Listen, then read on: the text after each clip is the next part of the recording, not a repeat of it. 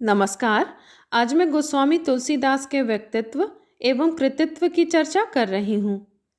गोस्वामी तुलसीदास भक्ति काल के सगुण काव्य धारा के राम भक्त कवि हैं।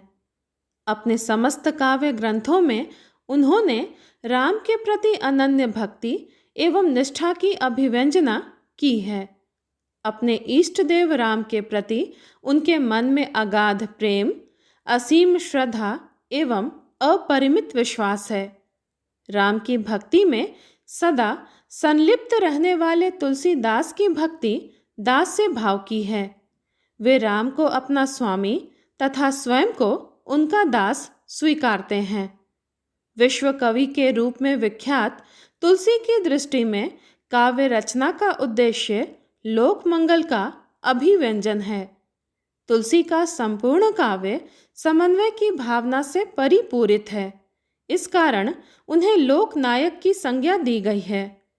आचार्य हजारी प्रसाद द्विवेदी ने अपनी पुस्तक हिंदी साहित्य की भूमिका में लिखा है, भारतवर्ष का लोक नायक वही हो सकता है जो समन्वय कर सके, क्योंकि भारतीय समाज में नाना भांति की परस्पर विरोधिनी संस्कृतियाँ, साधनाएं, जातियाँ, आचार निष्ठा और विचार पद्धतियाँ प्रचलित हैं। बुद्धदेव समन्वयकारी थे, गीता में समन्वयकारी चेष्टा है और तुलसीदास भी समन्वयकारी थे। उनका सारा काव्य समन्वय की विराट चेष्टा है। तुलसी ने जनभाषा अवधी एवं ब्रज में अपनी रचनाओं की प्रस्तुति की है। जीवन के विविध विषयों का उनके काव्य में सूक्ष्म विश्लेषण हुआ है। गोस्वामी तुलसीदास के जन्म तथा मृत्यु तिथि के विषय में काफ़ी भ्रांतियां हैं। इनके जन्म की विभिन्न तिथियां मानी जाती रही हैं, किंतु सर्वाधिक मान्य तिथि संवत 1589 है। तुलसी की मृत्यु तिथि के विषय में भी मतभेद है। लोक परंपरा संवत 1680 में श्रावण शुक्ला सप्तमी को उनका निधन मानती है, किंतु उनके स्नेही टोडर के वंशज श्रावण कृष्णा तृतीया को उनकी बरसी मनाते हैं। अतः संवत 1680 की श्रावण कृष्णा तृतीया को उनकी निधन तिथि मानी जा सकती है। तुलसी का जन्म उत्तम कुल में हुआ था। उनका ब्राह्मण होना भी निर्विवाद है। राजापुर गांव, जिला बांदा ही उनके जन्म स्थान के रूप में प्रसिद्ध है। तुलसीदास के पिता का नाम आत्माराम दुबे तथा माता का नाम हुलसी था। तुलसी के बचपन का नाम राम बोला था। जीवन के प्रारंभिक वर्षों में ही इनके माता पिता की मृत्यु हो गई। चुनिया नामक दासी ने इनका लालन पालन किया, परंतु चुनिया की भी मृत्यु हो जाने के बाद इन्हें भिक्षाटन कर जीवन निर्वाह करना पड़ा। इनका बचपन बड़ी ही कठिनाइयों में व्यतीत हुआ। गुरु नरहरि दास से इन्हें राम भक्ति की दीक्षा मिली। 7 वर्ष की अवस्था में इनका यज्ञोपवीत संस्कार हुआ। पंडित दीनबंधु पाठक की पुत्री रत्नावली से इनका विवाह हुआ। पत्नी रत्नावली के प्रबोध से उन्होंने गृहस्थ जीवन का त्याग कर वैराग्य धारण कर लिया। यह घटना लोक प्रचलित है। कहा जाता है कि पत्नी के मायके चले जाने पर तुलसी कई बाधाओं को पार करते हुए अर्धरात्रि में रत्नावली के पास पहुंच गए। पति की इस करतूत से रत्नावली बहुत लज्जित हुई और उसने पति को फटकारते हुए कहा, लाज न आवत आपको दौरे आयहु साथ, धिक धिक ऐसे प्रेम को कहा कहो मैं नाथ, अस्थि चर्ममय देह मम तापर ऐसी प्रीति, तिसु आधो रघुवीर पद तो न होती भव भीति। रत्नावली कहती है कि आपको तनिक भी लज्जा नहीं आई जो दौड़े हुए मेरे पास आ गए। हे नाथ, अब मैं आपसे क्या कहूँ? आपके ऐसे प्रेम पर धिक्कार है। मेरे अस्थि और चर्म से निर्मित इस देह पर जितना प्रेम आप प्रदर्शित कर रहे हैं, उसका आधा प्रेम भी यदि आप श्री राम के चरणों में दिखाते तो आप इस संसार के समस्त भय और दुख से मुक्ति पा जाते। रत्नावली के वचन तुलसी को बाण के समान लगे। वे तुरंत वहां से लौट गए। पत्नी की फटकार और उपालंभ ने उन्हें राम भक्त बना दिया। गृहस्थ जीवन का त्याग कर वे सन्यासी हो गए और विभिन्न तीर्थों की यात्रा करते रहे। उनकी रचनाओं में सर्वाधिक प्रसिद्ध और लोकप्रिय, जन मन को रंजित करने वाला काव्य रामचरितमानस है, जिसकी रचना का प्रारंभ उन्होंने संवत 1631 में रामनवमी के दिन अयोध्या में किया था, किंतु उक्त रचना का कुछ अंश काशी में भी लिखा गया। बाद में वे काशी के 80 घाट पर निवास करने लगे और उनकी मृत्यु भी वहीं हुई। काशी में तुलसी का निवास स्थान तुलसी घाट तथा उनके द्वारा स्थापित हनुमान जी का मंदिर संकट मोचन के नाम से प्रसिद्ध है। तुलसीदास की 12 रचनाएं प्रामाणिक मानी जाती हैं। पहली रामचरितमानस, दूसरी विनय पत्रिका, तीसरी गीतावली, चौथी कृष्ण गीतावली, पांचवी रामलला नहछु, छठी पार्वती मंगल, सातवीं जानकी मंगल, आठवीं बरवै रामायण, नौवीं दोहावली, 10वीं रामाज्ञा प्रश्न, 11वीं वैराग्य संदीपनी तथा 12वीं कवितावली हनुमान बाहुक समेत। पहले हम बात करेंगे रामचरितमानस पर। तुलसीदास की प्रसिद्धि और लोकप्रियता का प्रमुख आधार उनकी रचना रामचरितमानस है, जिसने सदियों से भारतीय जनजीवन को अनुप्रेरित और प्रभावित किया है। यह एक चरित काव्य है जिसमें तुलसी ने राम और सीता के प्रति अपनी अनन्य आस्था और भक्ति निवेदित की है। इस महाकाव्य की रचना अवधी भाषा में दोहा चौपाई शैली में की गई है। इसकी रचना संवत 1631 में प्रारंभ हुई और करीब 2 वर्ष 7 महीने में समाप्त हुई। अनगिनत राम कथा विषयक रचनाओं के मध्य रामचरितमानस की लोकप्रियता का प्रकाश अत्यधिक प्रखर, प्रभावी और अमिट है। रामचरितमानस के प्रखर प्रकाश के समक्ष राम काव्य विषयक अन्य रचनाकारों की रचनाएं निष्प्रभ हो जाती हैं। शक्ति, शील और सौंदर्य के समन्वित रूप मर्यादा पुरुषोत्तम अपने आराध्य देव राम के संबंध में तुलसी ने कई स्थलों पर कहा है कि रामचरित में ऐसी अमोघ शक्ति विद्यमान है कि जो एक बार इसका श्रवण कर लेता है वह श्री राम का अनन्य भक्त हो जाता है। इस महाकाव्य के 7 कांडों में राम के अलौकिक रूप सौंदर्य के साथ साथ उनके संघर्षशील जीवन की रंजक प्रस्तुति है।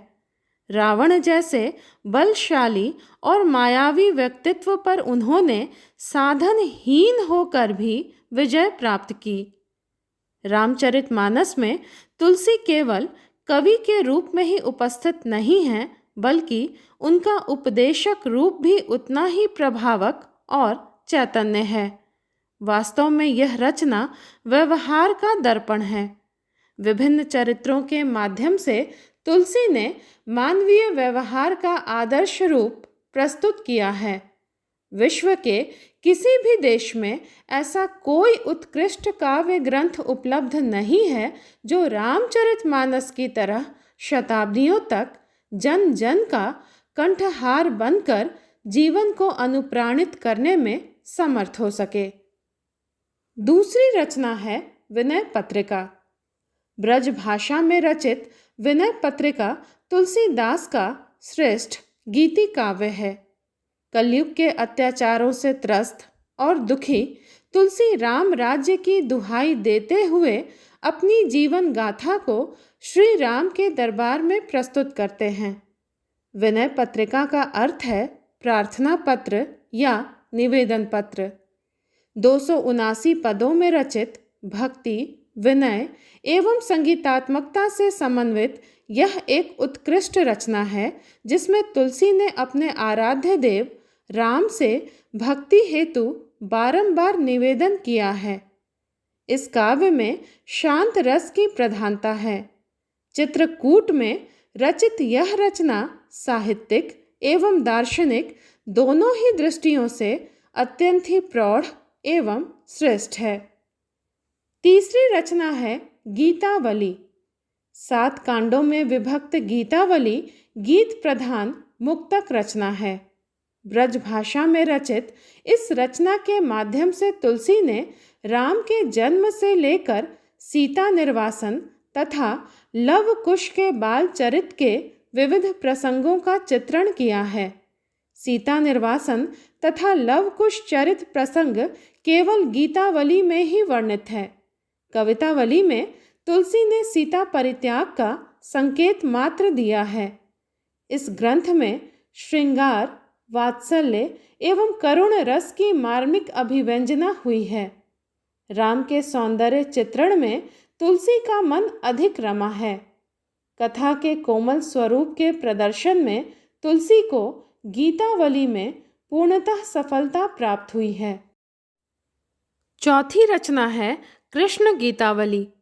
तुलसी ने कृष्ण भक्तों की तरह कृष्ण चरित को आधार बनाकर कृष्ण गीतावली की रचना की। इसमें 61 स्वतंत्र पद हैं, जिसमें कोई कांड अथवा स्कंध नहीं है। यह एक अत्यंत ही प्रौढ़ रचना है, जिसमें कृष्ण चरित्र का मनोवैज्ञानिक अध्ययन प्रस्तुत है। कृष्ण की बाल सुलभ चेष्टाओं, गोपियों की श्रद्धा और उनकी आत्मनिष्ठा का चित्रण आकर्षक रूप में हुआ है। उक्त रचना में वात्सल्य एवं श्रृंगार रस के सौंदर्य को बखूबी देखा जा सकता है।